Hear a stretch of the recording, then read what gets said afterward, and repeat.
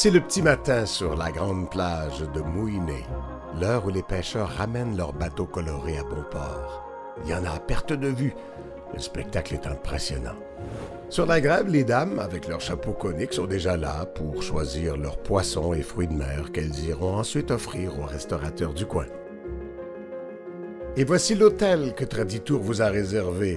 L'entrée avec les bassins à jet d'eau, la vaste piscine à débordement et une plage qui s'étire sur 20 km d'où vous pourrez admirer le ballet des kitesurf. Mouiné est la première destination balnéaire du Vietnam.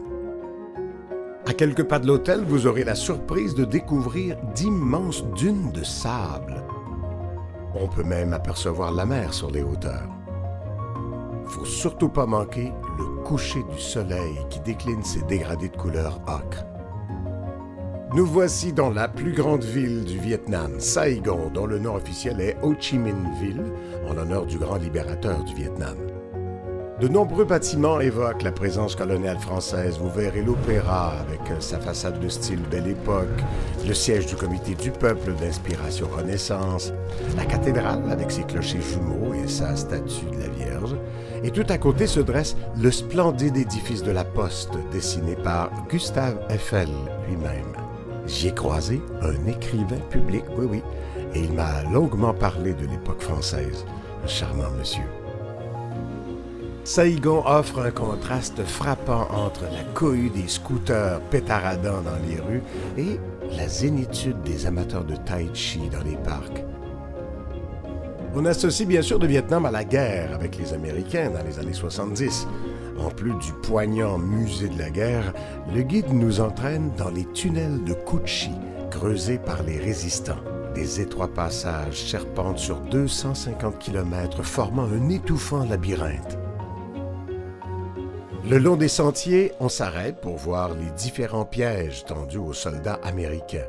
On y expose des carcasses de chars d'assaut, des cratères creusés par les bombes lancées par les B-52 et les ingénieuses cachettes des soldats vietnamiens pour surprendre l'ennemi, à condition de réussir à s'extirper du trou rapidement.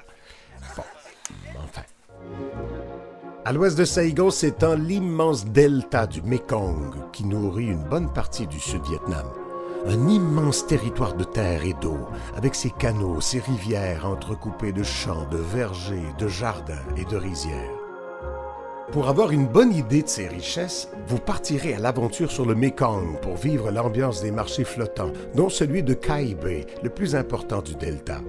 Dès 6 heures du matin, des centaines de sampans s'agglutinent, chargés de produits de tout genre dans un va-et-vient étourdissant. Le spectacle est magnifique et se prolonge sur la rive au marché de Vinh Long, au milieu des couleurs et des saveurs locales. Plus loin, vous vous mêlerez aux artisans locaux pour expérimenter les différents procédés de fabrication à partir du riz. Galettes de riz, riz soufflé, bonbons à la noix de coco et dégustation d'alcool de serpent. Dans le delta du Mekong, l'essentiel de la vie se passe sur l'eau. Le temps semble s'être arrêté dans ces villages flottants avec ces maisons sur pilotis où on pratique la pêche et la pisciculture depuis des lustres. D'ailleurs, c'est à bord d'un bateau rapide qu'on traverse au Cambodge. On hisse le drapeau du pays, puis on arrive à Phnom Penh, la capitale du royaume. Notre guide tout souriant nous amène visiter le palais royal et les autres bâtiments de cet immense parc. On quitte notre hôtel luxueux pour prendre l'avion destination Siem Reap, au nord du Cambodge. Le tuk-tuk est le moyen le plus sympathique pour prendre le pouls de Siem Reap, dont la principale attraction reste bien sûr le grandiose site d'Angkor, qu'on compare aux grandes réalisations humaines de la planète. Le site comprend plusieurs temples, dont l'intrigant Taprom, avec ses murs envahis par la jungle qui semble l'étouffer avec ses immenses racines. Le lieu est devenu encore plus célèbre grâce au film Tomb Raider.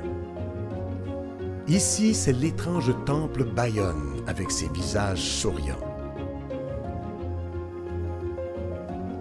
Mais l'attrait principal du site reste bien sûr le célébrissime temple d'Angkor Wat, le plus grand édifice religieux du monde.